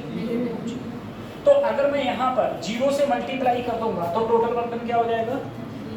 तो जो भी मेरा वर्क डन मेरा पॉजिटिव कब होगा, वर्क डन पॉजिटिव होगा जब मेरी किसी भी बॉडी पर जो फोर्स और डिस्प्लेसमेंट के बीच में एंगल है वो किससे ज़्यादा हो, 0 से ज़्यादा, बराबर या 90 से क्या हो कम, 90 से कम। सर नेगेटिव कब होगा, नेगेटिव की एक ही कंडीशन है, सबसे पहले अगर मेरी किसी भी बॉडी में डिस्प्लेसमेंट इधर हो रहा है और फोर्स इधर लग रहा है और जो ये एंगल है थीटा वो 90 से तो ज़्यादा है या तो 180 के बराबर हो या उससे कम हो, तो उस कंडीशन में वर्क डन मेरा क्या होगा नेगेटिव। अब सोचना एक सबसे पहले ऐसी कौन सी कंडीशन होती है जब फोर्स लग रहा है पीछे और डिस्प्लेसमेंट हो रहा है आगे, फोर्स लग रहा है पीछे तो डिस्प्लेसमेंट हो रहा है आगे, कौन सी कंडीशन है। फिर देखो एक ये मोबाइल है, ये चल रहा है इधर, जिधर चल रहा है तो डिस्प्लेसमेंट कहाँ है इधर, डिस्प्लेसमेंट इधर है लेकिन फ्रिक्शन फोर्स कहाँ है, तो फोर्स कहाँ हो गया पीछे, डिस्प्लेसमेंट कहाँ है आगे, एंगल 180 हो गया, एंगल क्या हो गया 180। दूसरी कंडीशन तो आप लोग साइकिल चला रहे हो या स्कूटर चला रहे हो, आपने क्या मारी ब्रेक, जब आप ब्रेक मारोगे तो ऐसा तो नहीं है गाड़ी एकदम से रुक जाएगी, थोड़ी दूर चल के रुकेगी, तो डिस्प्लेसमेंट कहाँ हुआ आगे, लेकिन ब्रेक के कारण फोर्स कहाँ लगा पीछे, तो एंगल क्या हो गया हाँ 180 या फिर 90 से ज़्यादा, ठीक है। तो ऐसी कंडीशन में वर्क डन मेरा हमेशा क्या रहेगा नेगेटिव रहेगा। अच्छा एक बात मुझे बताओ, फ्रिक्शन फोर्स हमेशा मोशन के अपोजिट डायरेक्शन में लगता है, इसका मतलब जिधर मोशन हो रहा है डिस्प्लेसमेंट उधर होगा, जिधर मोशन हो रहा है उधर क्या होगा डिस्प्लेसमेंट, और फोर्स कहाँ लग रहा होगा पीछे, एंगल क्या होगा 180, यानी कि फ्रिक्शन फोर्स के कारण जो वर्क डन होता है वो हमेशा और हमेशा क्या होता है नेगेटिव होता है, हमेशा क्या होता है नेगेटिव। इस पूरे चैप्टर में इसकी चर्चा है इन सब चीज़ों की। अब देखना जीरो कब होगा, जीरो तब होगा जब डिस्प्लेसमेंट इधर हो रहा है लेकिन फोर्स कहाँ लग रहा है और दोनों के बीच में एंगल क्या है 90। अगर दोनों के बीच में एंगल 90 है और cos 90 अगर 0 हो गया तो मेरा वर्क डन क्या हो जाएगा 0, ठीक है।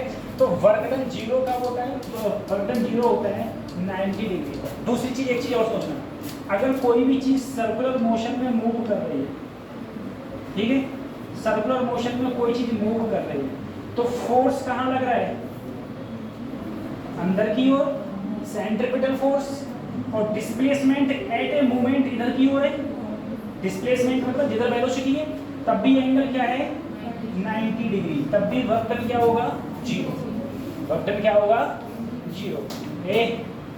एक कंडीशन और बताओ, वर्क डन होगा तब भी 0, बता दिया। एक कंडीशन ऐसे ही बताओ, इधर देखो ये मेरे पास कॉपी है, बताना ऐसे, इस पर ग्रेविटेशनल फोर्स कहाँ लग रहा है नीचे, ग्रेविटेशनल फोर्स कहाँ लग रहा है, मैं इसे कहाँ ले गया तो डिस्प्लेसमेंट कहाँ है, मैं इसे नीचे से कहाँ ले गया हूँ तो डिस्प्लेसमेंट ये और ग्रेविटेशनल फोर्स, वर्क डन क्या होगा नेगेटिव, वर्क डन क्या होगा। अब सोचो ये है यहाँ ग्रेविटेशनल फोर्स कहाँ है नीचे, मैं इसे कहाँ ला रहा हूँ तो फोर्स भी नीचे और डिस्प्लेसमेंट भी, एंगल क्या हो गया 0 0, इसको मैं कहाँ ला रहा हूँ नीचे, डिस्प्लेसमेंट भी नीचे, फोर्स भी नीचे, एंगल क्या हो गया 0, work done positive, work done.